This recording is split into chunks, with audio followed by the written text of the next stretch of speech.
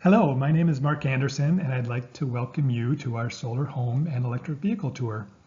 We downsized a few years ago in 2016 when our children moved out. We found a small home to remodel and made it much more energy efficient. And at the same time, we upgraded the electrical service to handle new electrical appliances, electric vehicles, and solar panels. The first resource we used to confirm that we were good candidates for solar panels was the excellent University of Minnesota solar suitability website. And it's a wonderful website. They use a Google the Earth type mapping system that's actually a picture of our house, and they include a solar intensity map as well. And this will tell you whether you're a good candidate, what type of system you might install on your roof, and what the payback would be for that given system.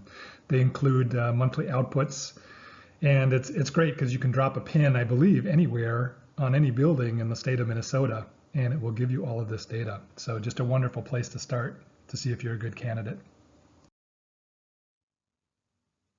Here is a picture of our 18-panel array. This was installed by All Energy Solar, and it's specified at about 4.8 kilowatts. It faces southeast, and I believe we paid somewhere near $20,000 when before federal tax credits and so forth in 2016 when we had it installed, and at that time it was about a 10 and a half year payback. All Energy Solar provided an app with their system and provides just a wealth of information. This is a screenshot of one of their pages that includes the output for one day. Happens to be September 5th. I believe it was a pretty sunny day, but it'll give you the output by panel, which is really nice to have, and it'll allow you to track and measure on a daily, weekly, monthly, or even annual basis. To take advantage of our solar panels and our local energy provider, Xcel Energy's new cleaner grid, we've upgraded some of our appliances. We replaced a gas cooktop with an induction, and it heats every bit as fast as the gas version. It's much easier to clean and provides much cleaner air in the kitchen when we're cooking. Yard tools have come a long way, battery-powered tools.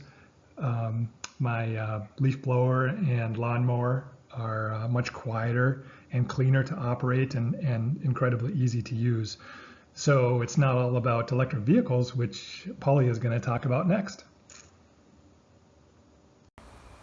Hi, this is Polly coming to you from my Minnesota garage. I'm here with my 2017 Nissan Leaf. One of the things I especially love about my Nissan Leaf is being able to drive past gas stations. Instead, I get to come home and use my home charging station. In fact, I'll show you that right now. I just take it off the wall and plug it in to my car. It charges fully in about 3 hours, and I get about 110 miles for a charge, which is plenty for me driving around day to day.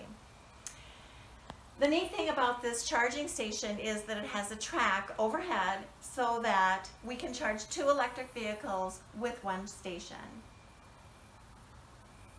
This is my husband's 2018 Pacifica Hybrid. The first 34 miles are all electric. After that, it's gas powered. It's large enough for his contracting business. In fact, in the back, it'll hold 4x8 sheets of plywood, and we've used it for car camping. Absolutely the best part about owning an electric vehicle is the low operating costs.